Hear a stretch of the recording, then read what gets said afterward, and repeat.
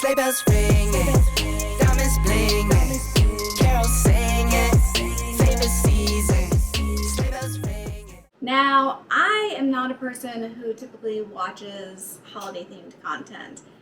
I don't watch when other people make Christmas dresses. I don't watch when people make Halloween-themed dresses, or even stuff that goes along with the seasons, like, a fall-themed outfit, or, springtime or summertime. That type of stuff just doesn't capture my attention.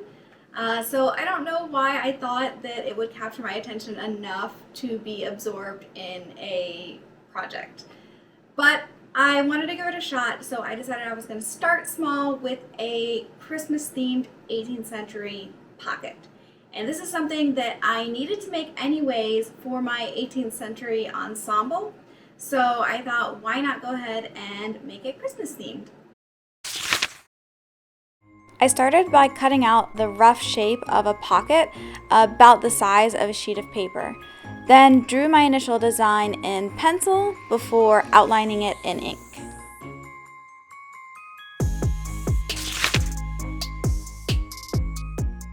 I'm reusing the cotton muslin that I used for my shift mock-up.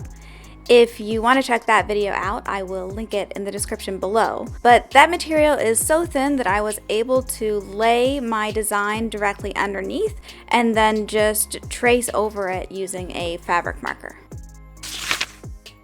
Here is where this project started to go downhill. I underestimated the amount of time that it would take to embroider such a large design, and I also have very little experience with embroidery, so I didn't really know a whole lot of different stitches to use to make the design really pop. I used mainly just back stitches to outline the objects, and then did a little bit of satin stitching for the mustache and the little cheek blush areas. I tried my hand at using fishbone stitch for the little plume on his hat, but then it was just taking so long to embroider, and I was so ready for the project to be done that I decided I wasn't really going to fill in anything else.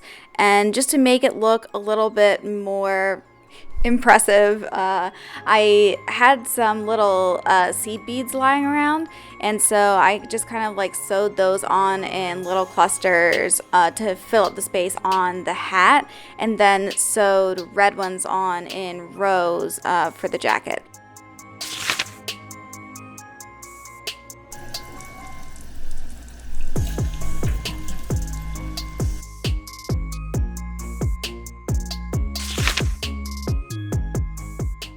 I bought a fat quarter of this really pretty festive green and red plaid off of Etsy, and all I did was trace out my pattern piece to get the shape for the backing, and then cut strips for the binding about maybe like 1.5 inches wide, and I just followed the stripes on the fabric when I cut it out. Then I folded those strips in half and then took the outside edges and folded them in towards the center and folded it in half again. So I was left with kind of these thin strips of fabric with none of the raw edges showing. Okay, so the plan here was to take those little strips of binding and kind of sandwich the front of the pocket between them, and then top stitch over them, trying to keep the needle kind of like right along the edge of the binding, going through all layers of the fabric. Turns out that's really hard to do.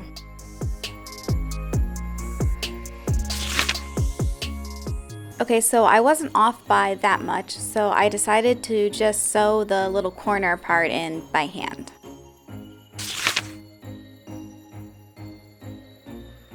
So now that the binding is successfully attached to the pocket opening, the next step is to lay all the layers together and pin the binding onto the outside.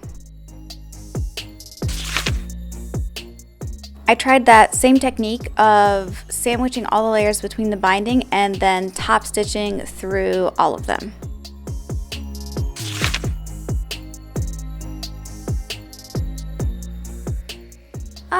Yeah, that did not work.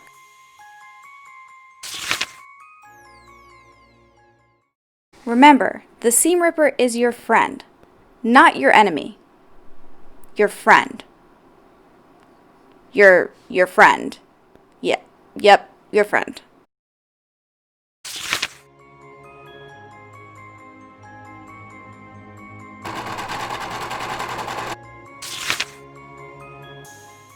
Son of a biscuit eater!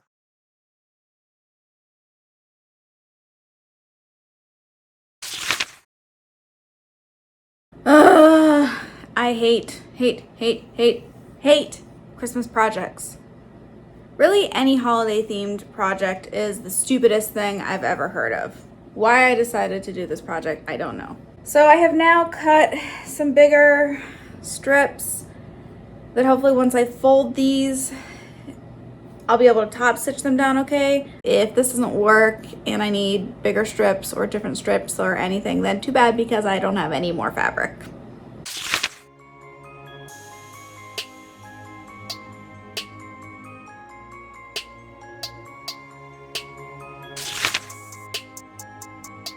After ripping my stitches out once again, I decided that my new strategy would be to lay one edge of the binding directly on the top of the pocket and then sew down, trying to stay about the same distance from the edge of the binding. Then I realized that I was sewing it directly over some of my embroidery. So, you guessed it, it's time for seam ripping again.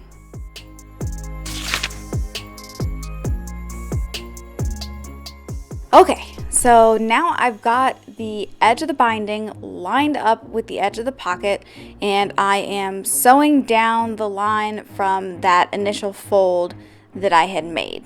This seemed to be the winning strategy because I was able to fold the binding over the edge of the pocket and then top stitch it down from there.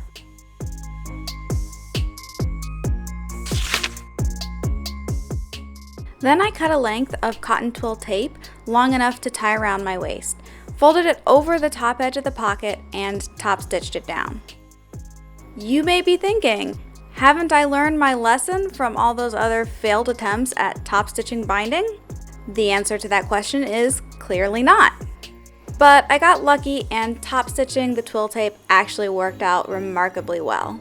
Finally, I took the last strip of my plaid binding, folded it so that there were no raw edges showing, and top stitched that on top of the twill tape.